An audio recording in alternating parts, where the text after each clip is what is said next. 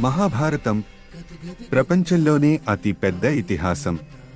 అసలు ఇది ఎలా మొదలైందో ఎప్పుడైనా ఆలోచించారా?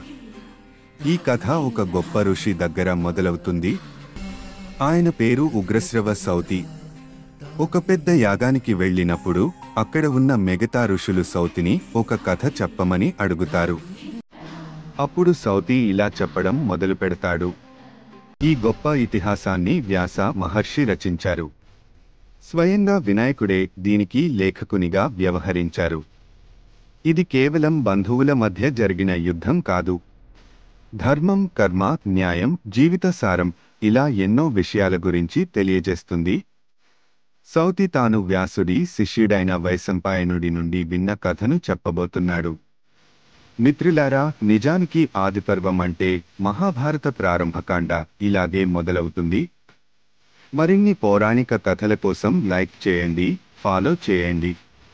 మీకు మహాభారతంలోని ఏ పాత్ర అంటే ఎక్కువ ఇష్టం? కామెంట్లలో తెలియజేయండి.